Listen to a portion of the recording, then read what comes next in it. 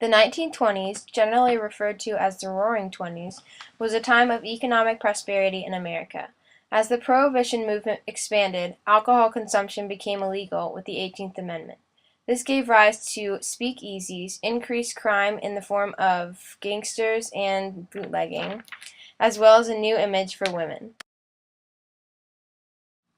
This next scene depicts the Jones parents during the beginning of their relationship at a speakeasy. Well, hello there.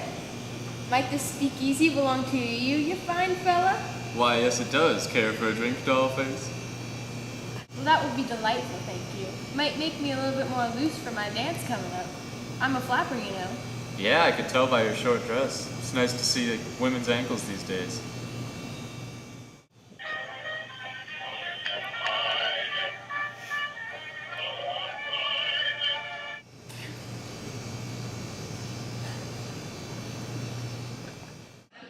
This is the police.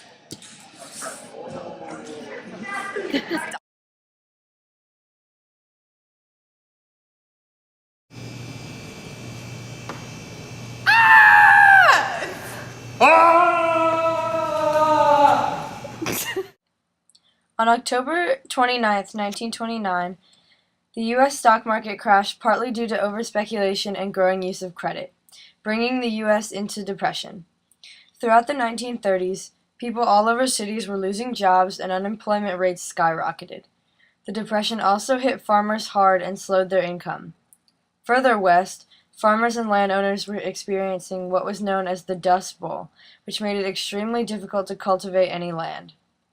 During this time, FDR instituted the New Deal, in which federal programs were created to help stabilize the economy and create jobs for the unemployed. This next scene depicts the Jones family and their economic hardships during the Great Depression and the Dust Bowl. Stop it, Spot! I can't even feed my own children, let alone you! Oh, Daddy's home. This damn economy. I can't even hold my job at the button factory. We have to get out of here. Mommy! Daddy! It's Spot. He's dead. Look! Looks dead to me. What happened? He must have starved. We haven't had money to feed him in weeks. That does it. We're moving west. The great frontier. The land of opportunity. Oh, honey.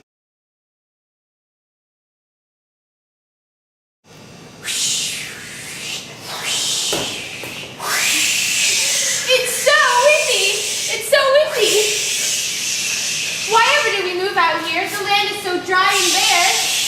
And the dust is so thick I can barely function. We can't even farm.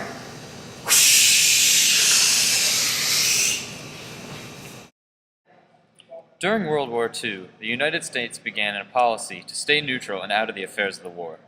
However, they began supplying Britain and the other Allied powers weapons on a cash-and-carry basis. Then, on December 7, 1941, Japan bombed our Navy base at Pearl Harbor. This meant war. The United States was involved in war on all fronts, but ended the entire war when it dropped atomic bombs on Hiroshima and Nagasaki, Japan. On the domestic front, there was a draft for the Army. However, there was also an increased number of women working, a new involvement of African and Native Americans in the Army, and the beginnings of Latin American immigration. Good evening. I'm Roger Smith with your evening news. A war is going on in Europe now. A horrible, horrible war brought on by Hitler and his Nazi party, who have already taken Poland and now are beginning their assault on other countries. President Roosevelt has said that we are to remain neutral in this war.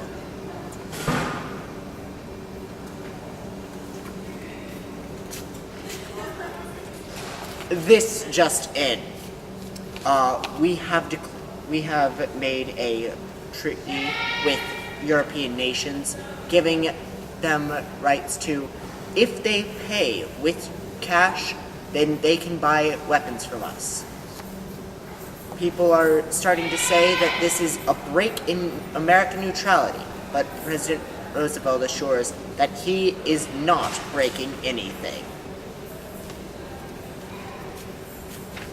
This just in.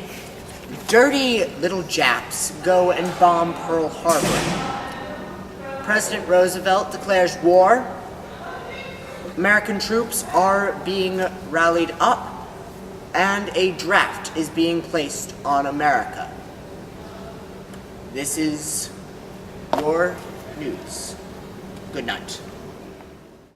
After World War II, America's economy actually began to improve and become very stable. Americans also began to change their demographics. Many white families started moving into the suburbs, and many people began having more children, thus naming the generation the baby boom. After the war, there had also become an increasing fear of communism and a burning desire to weed it out of our society and contain it all around the world. The government began investigating possible communists, especially those in Hollywood. This scene depicts the Jones family and their new suburban life. So many of our friends are having babies. It's quite interesting how the times have changed. Indeed. Did you hear some people are trying to call it the baby boom?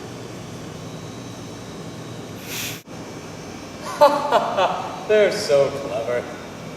They sure are. I love our new house in the suburbs, though. We have so many friendly neighbors, and I've never felt closer to the family. Are you still laughing about the baby boom? I am. Enjoying your newspaper, honey? Oh, yes. Who knew that moving to the Sun Belt would help out our family so much? So many people are moving down here because it's less densely populated, and many people are moving to suburban areas with us. They're calling it white light, because most of them are white folk. Oh, yes, indeed. And I've also heard that a lot of minorities are moving to the cities that other people have left behind. Enjoying your newspaper, honey? Boy, I sure am. Who knew that moving to the Sun Belt would help our family so much? I'm reading this here article in the newspaper, and it says that so many people are moving down here because it's less densely populated, and many people are moving to suburban areas with us. They're calling it white flight, because most of them are white folk. Oh, I see. And I've also heard that a lot of minorities are moving to the city that other people are leaving behind. Have you finished your newspaper already? Oh, yep. Times sure are changing. I mean, who knows? Maybe this new American family will end up being the traditional idea of one someday. Now, I wouldn't go that far, honey.